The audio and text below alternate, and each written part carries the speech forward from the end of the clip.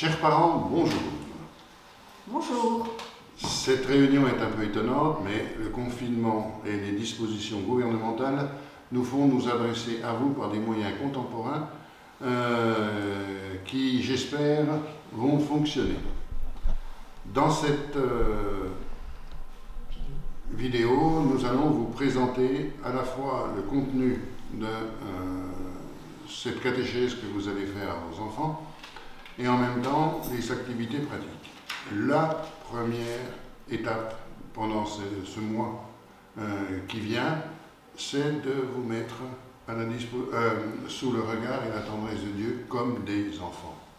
Pourquoi Jésus nous met en valeur les enfants? Il les met dans le centre. C'est pas pour qu'on tombe en enfance. Je veux dire, un chrétien, c'est un homme ou une femme qui est audacieuse, entreprenante, adulte, responsable. Or, mais vous le savez mieux que moi qui n'ai pas d'enfant, un enfant, c'est quelqu'un qui a confiance. Un enfant, il a confiance dans ses parents, il a confiance dans ceux qu'il aime. Et si effectivement Jésus nous met les enfants au centre, c'est pour nous demander d'avoir la même confiance en Dieu qu'un enfant a vis-à-vis de ses parents et de ceux qu'il aime. Donc avec vos enfants, une fois que vous aurez lu la BD Vie et la BD Bible, vous pourrez faire ce que j'appelle un pictogramme. Donc vous l'avez eu dans les documents. Donc c'est ce document-là. Ça se voit? Donc la première chose que vous ferez, c'est de plier le papier afin d'avoir les trois cases. Et là, vous demanderez à votre enfant de colorier, comme il est indiqué sur le conduit que vous avez reçu, d'indiquer donc les trois cases, 1, 2, 3, de colorier en rouge le cœur, et puis après les ronds d'une certaine couleur, les carrés d'une autre couleur, et les triangles d'une autre couleur. Et une fois que ça sera colorié, donc vous allez obtenir cela, votre enfant va obtenir ça, et en fonction des trois cases, vous allez parler, voir l'évolution, les changements, les mouvements des différentes formes du cœur, des triangles, des carrés, des ronds, les unes par rapport aux autres. Et avec ça, il va pouvoir, retourner à ce moment-là la feuille, et il va pouvoir assembler, il va pouvoir remettre l'évangile et voir donc, que le cœur, il devra deviner donc, les différentes formes, à quel personne elle correspond. Donc le cœur pour Jésus, après les triangles pour les disciples, et les mamans et les enfants, pour les carrés et les ronds. Voilà, donc il pourra voir l'évolution au cours de cet évangile. Voilà. Mais il y a autre chose dans ce mois que vous allez faire découvrir à vos enfants. Nous nous disons bonne année 3 fois dans l'année.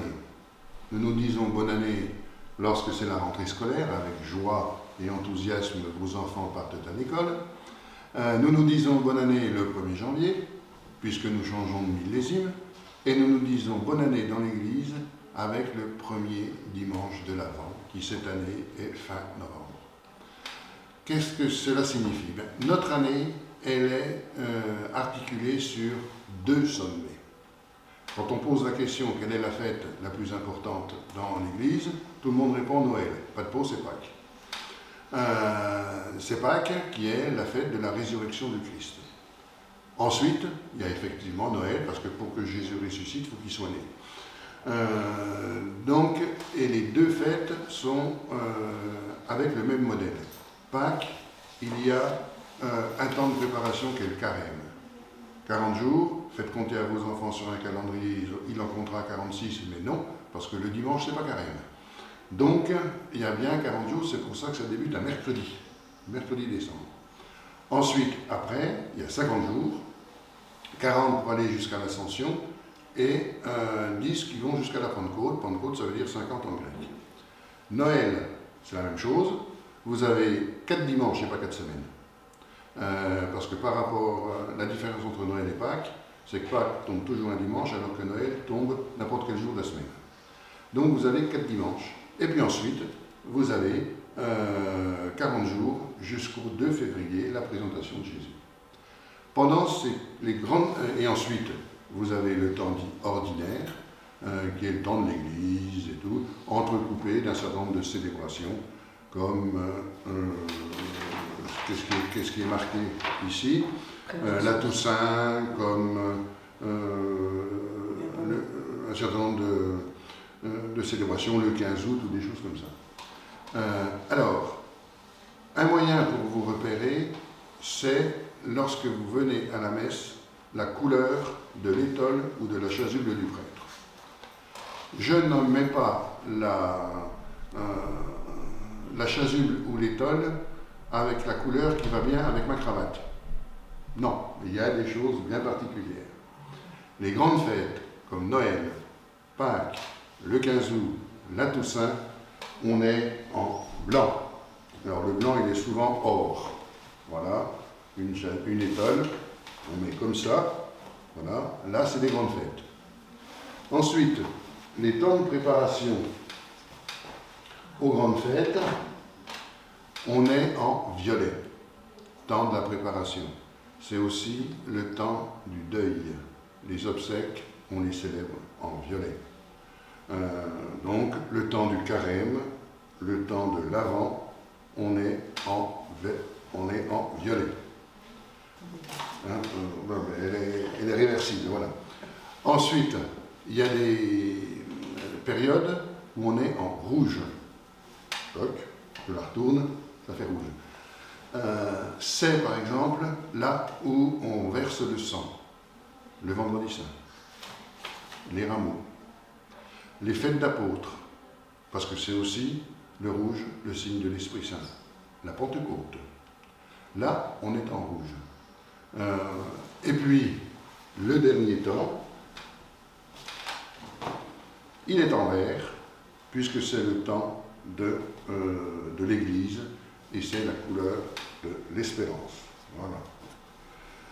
Et donc, c'est pendant tout le temps où il n'y a pas de grandes fêtes. Alors, les grandes fêtes, c'est aussi du blanc, mais tout le temps, les dimanches habituels, les dimanches normaux et tout, c'est donc la couleur verte. Alors, il peut y avoir, pour les fêtes de Marie, pour ceux qui en ont, la couleur bleue, qui, toutes les fois, par exemple, que je célèbre la messe le lundi de Pentecôte à la montagne, puisque c'est la fête de Notre-Dame, mère de l'Église, je me mets dans la chasuble bleue que nous avons à la cure. Voilà. Eh bien, avec les enfants, donc vous prendrez ce document-là, le calendrier, et vous allez marquer donc, les couleurs qui sont assorties avec la chasuble ou l'étole du prêtre. Mais pas la cravate. Voilà, pas la cravate. Donc en vert, les temps ordinaires, c'est marqué, hein, de toute façon, temps ordinaire, donc c'est en vert. Et puis en violet, le temps de l'attente, donc pour le temps de carême et le temps de l'Avent. Et en rouge, donc là j'ai marqué les rameaux, le vendredi saint et la Pentecôte pour la fête de l'Esprit Saint. Donc voilà, vous marquez. Et puis vous pouvez marquer aussi, pour bien dire quand même qu'il y a le calendrier. Aussi, c'est notre calendrier de tous les jours. Ben, vous pouvez marquer votre enfant pourra marquer sa date d'anniversaire, celle de ses parents, ses frères et sœurs. Voilà. Alors, j'ai oublié de dire une chose, c'est que si l'année liturgique commence le premier dimanche de l'Avent, elle se termine avec la fête du Christ Roi, qui est cette année le 22 novembre. Voilà, puisque c'est le 29, le premier dimanche de l'Avent, le Christ Roi, c'est un peu comme un point final.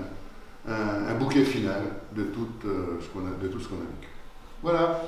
Prochaine rencontre début décembre. Il y a pardon. Juste il y a sur l'avant.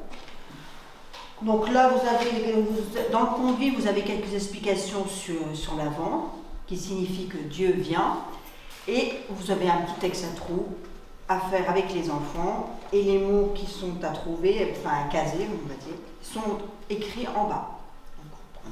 Voilà, c'est tout. Donc, la prochaine rencontre. Début décembre, je pense. Oui, vers le 5 décembre, je crois. Premier samedi de décembre. Donc on verra comment on vous retrouvera, si ça sera par ce même moyen ou en visu.